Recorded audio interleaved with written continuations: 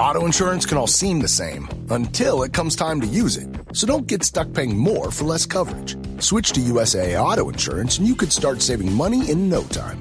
Get a quote today. Restrictions apply. USAA.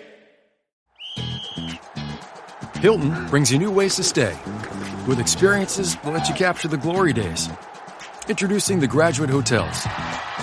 Each inspired by local college towns, these stays are always original and never boring.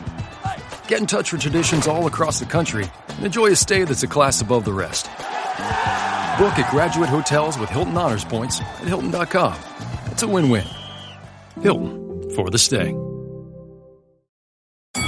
Halliday presents, in the red corner, the undisputed, undefeated Weed Whacker Guy. Champion of hurling grass and pollen everywhere. And in the blue corner, the challenger, extra strength Halliday. Eye drops that work all day to prevent the release of histamines that cause itchy allergy eyes. And the winner by knockout is Halliday. Halliday, bring it on. From the Fifth Quarter Studio in Madison, Wisconsin, you're listening to the Coaching Youth Hoops Podcast. They're playing basketball. Here's our hosts, Steve Collins, and Bill Flitter.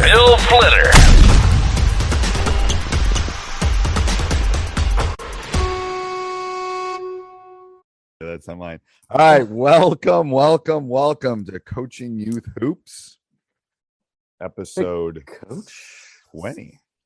Yeah, episode 20. We're still in August. Still in August. I haven't started school yet. Since, as we discussed, April. My kids went back to school. 1 weekend. First dances tonight. It's crazy how the beginning, like some kids in parts of the country start in August. Yeah. And some, I was telling you, Wisconsin doesn't start till September 1st. And then you guys are out when, though? When do you go? We're in June, middle of June. Yeah.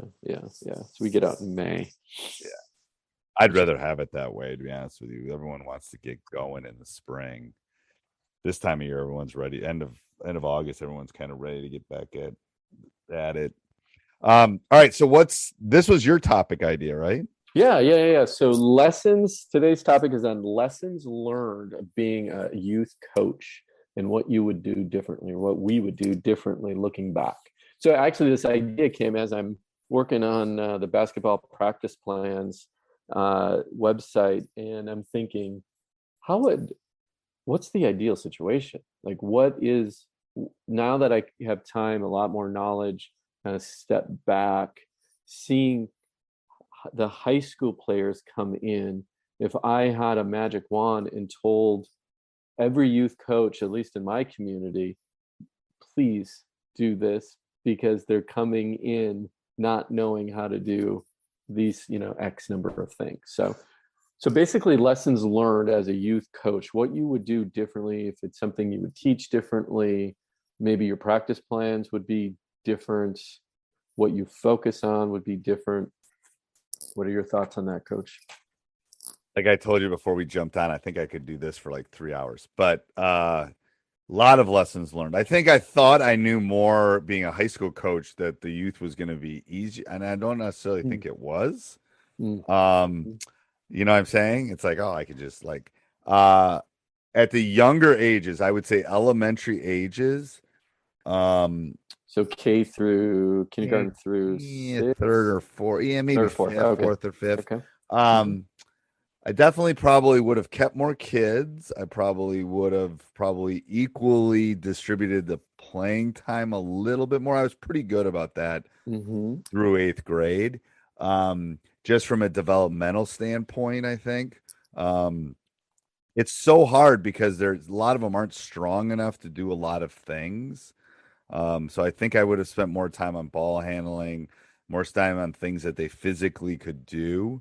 When you're going from a 17-year-old to a 7-year-old, that's a pretty big difference.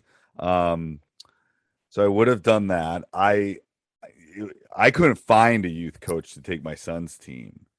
So I was coaching my high school team and the youth team At the same time. Oh, that's a lot. for like 5 years, 4 or 5 years.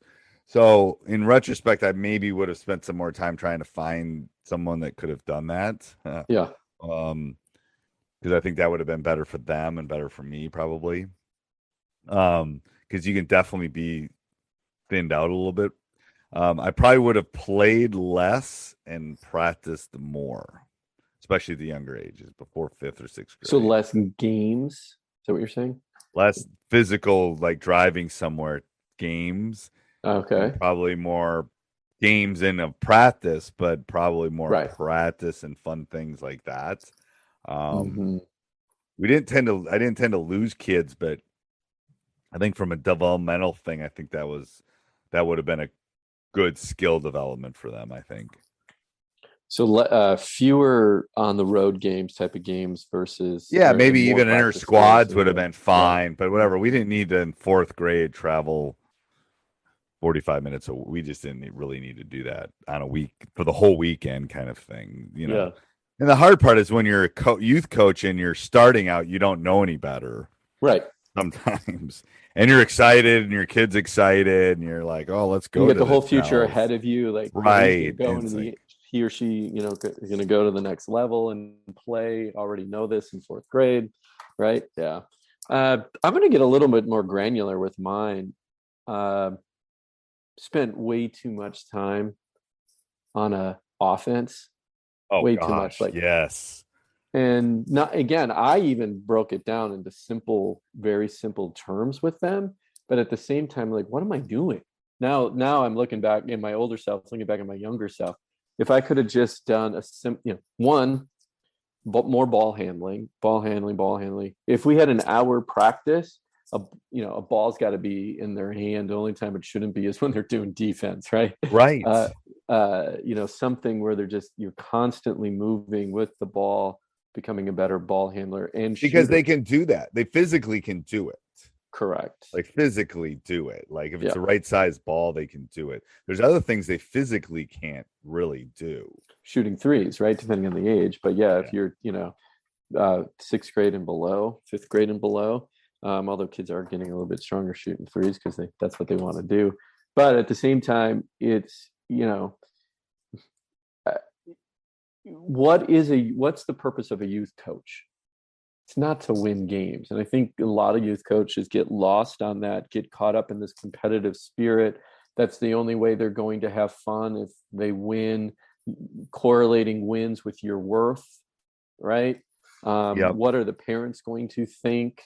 Now let's talk about, and I think as we talked about previously, there's 2 buckets. There's the YMCA, CYO, volunteer coach coming in, and then there's the other youth and the AAU paid coach and programs, right? So if you look at the volunteer coach side, don't worry about the wins.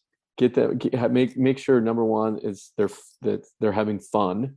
Number 2, the fundamentals. That's all you got to focus on, the fundamentals. You're not there to win games. You're there to keep them in the game, meaning years and years in the game. Yep.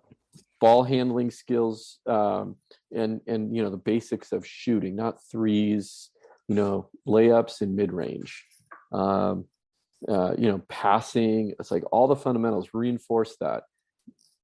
And then if you're looking at the other side, the paid side that's a little bit more difficult because if you don't win, parents don't come back to your program and they'll go to a winning program, right?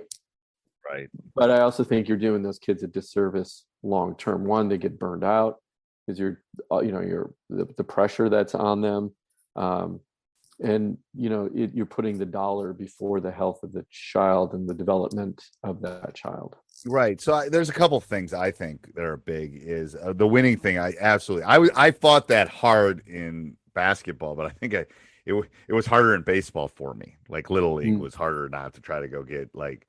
So I think that's something as a competitive person, it's hard to fight that. It is. It is really hard. It is. It's, and it's like they're competitive. Like a 5th grader can be really competitive. Mm-hmm.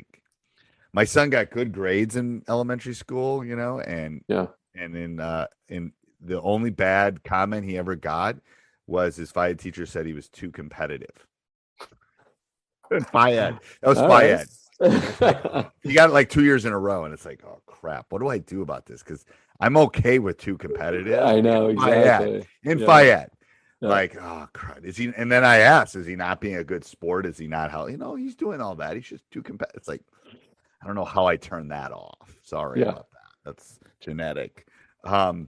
So that, I think you're right about that. I think, and I'm going to tell you, for the youth coaches of the younger ages, if your kid can ball handle, they're LeBron, they're Steph, they're Kobe, they're like, you can control the game at a 3rd and 4th and 5th grade level if you can handle the rock. Mhm. You really can. You can control it, not necessarily score or do those things, but and I just think you're right in the sense that it is a skill set that they can work on, and it keeps them busy. And you've heard me say, don't be a kid's last coach ever. Yeah. That should be your goal as a youth coach. Like, I don't want to be your last baseball coach. I don't want to be your last. That means you didn't have a good experience. It wasn't fun. I do not want to be your last coach. If I'm your last youth coach, that's a problem. Yeah. I mean, Yeah. And it does happen. People Yeah, of course. Sports, but you don't want it to do it because of you. So I think at those younger ages, Pac-Man, line tag, capture the Stuck in the mud. Yeah, all those. you got to do all those. Yeah. And they love them, and give them a Smarties or a small Gatorade when you're done, and they'll think you're literally Santa. Like, I mean, yes. So it's like, well, the hard part of that, though, Coach, is it's like, well, the coach that I'm sharing the gym with on the other side, he's got him running a 5-out flex, double horn hook pass, right? Right. They're running Princeton. They're running Princeton offense, right? And you see that, and then you're like, I guarantee you, though, in the end, you're going to have the kids with the better attitude. They're going to the ones that are going to be playing in high school because you made it fun, and they're going to have more fun. Skills. They're going to have more fun. So fun, fun, fundamental, fundamentals. That's right.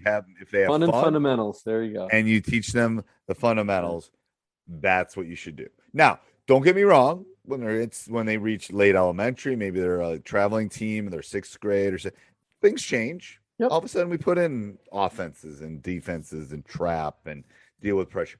Yes, and there's going to be teams you see out there that look like they've been playing together since they came out of their mother. I mean, there are certainly at 3rd grade, seen it, right? Like, I mean, you're going to go, what? Have they been practicing every day for 3? That's going to happen, and it's hard to fight the, oh my gosh. Those are outliers. They're not normal. It's okay. You'll be fine. You'll love this. Started training this kid. He's from China. He's 7th grade. Are you ready for this? They trained 6 days a week for 2 hours every day. 6th grade. That's a lot. 7th grade. First of all, the physical part of that's horrible. We could do a whole podcast on playing too much basketball. I mean, the studies are there. The science, like last night when I was talking on my my Rule of 3 offense webinar, I was talking about the science backing it. The science backs multi-sport athletes is better. It's better. Yeah. It's physically better. It's mentally better. It's social, emotionally better. It's everything. If they only play basketball, they're going to get hurt. I'm just telling you right now, they are going to get hurt. I had an athlete call me on my team, and she's a freshman, and she asked, Coach, I want to do cross country, but I know you're going to have fall workouts. I'm like, no, go do cross country. Go do cross country. Yeah. You'll be fine. Because there's a whole Twitter feed right now about multi-sport athletes and blah, blah, blah. And it's like, they're good. Like, literally, some of my greatest teams, I had NFL football players on my team. They were playing in the NFL. They're that good. Yeah. But they played basketball because they were playing with their friends. It was fun. And it was fun. To be honest with you, all those NFL guys played other sports. Trust me, they did, because they did. They were doing shot put. They were in track. They were playing basketball. They were doing something, because it changes the dynamic. But that's all. yeah, whole nother podcast. Swimming doesn't. I always we're a swimming school, quote unquote. Yeah, we are. And I always tell the swimmers, there's no correlation between swimming and any other sport. And they go, what do you mean? I go, give me another sport like football and lacrosse or football and rugby. There's things that are close, track, cross. What's close to me swimming down and back in water? In water. I said, just because you're a good swimmer doesn't mean you're going to be a good basketball player. We just lost all the coaches that swim. I'm sorry. It's true though, but it's true. It's a very unique thing. Like LeBron James could have been a tight defensive end in the NFL. Right. Yeah. Because there's a correlation between his athleticism. Mm-hmm. Kobe Bryant could have played in another sport. Wesley Matthews, who played for me, who plays for the Bucks, was an all-state soccer player, unbelievably good soccer player. But he was using multiple things. So as a youth coach, you want them to go from youth to football to baseball. Well, we can talk about football, but baseball to whatever your sport, soccer, whatever it is, because it's teaching them other things, and it's so good for them. But anyway, that's a side note. All right, we're going to move on to a new segment of the show, Coach. Oh, Who God. goes right into this. Okay. All right, this was not my idea. This is not Coach's, so we'll see how it goes. Give us feedback. Leave it in the notes. All right. So it's score, sub, or timeout. I'm going to give you a topic. Okay, you're going to tell me if it's score, that means you'd keep it, love it. If it's score means yes. Score means yes. Sub means you're like maybe. And timeout is like get rid of it or means no. No. Yes, right? maybe no. That's what I wanted to go with. He wanted score, sub, timeout. Right? Okay. Part of the game. Yep. All right, you ready? Here's the first one. I'm going to give you 3 things. Or maybe it's too much time we have. We should do one. We'll do one. All right, we'll do one. Well, I already know the answer to this one. So how about I'll make it a little bit harder on you. K through 5. Okay, so think K through 5. Running set plays. Score, sub, or timeout? K through what? K through 5. Set plays. Sub. Okay, but why? So my initial was that's a maybe for people listening.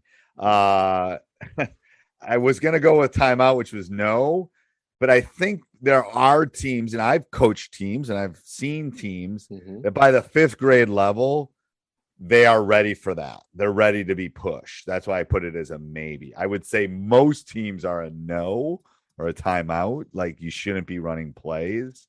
So K through 3, maybe that's a timeout. Yeah, that would be a time. You should teaching them to play and react and, set a screen and how to read a screen. There's plenty of things for you to teach them. Yes. But I'm just saying, when you put it to 5th, it's like I've seen 4th or 5th graders that are very talented, and I'd be doing them a disservice if I didn't push them to the higher level, is what I'm saying. Yeah, so that's why I would put that at that, I think. That makes sense. So K through 3 on plays, timeout, no. Timeout, no. 4th, 4 or 5, I'd put it as a sub, maybe. Yeah, for sure, I think. Yeah, depending on the team, depending on the level of the team, how competitive they are, what their basketball IQ is. Fair enough. All right, so we're going to do one of those a week. One of those a week. Plan? Yeah. Okay. All right. Yeah. Great. Hot topics there. Hot topics. All right. Till next week, Coach. All right. Till next week, Coach. Yep. This podcast is part of the Sports Social Podcast Network.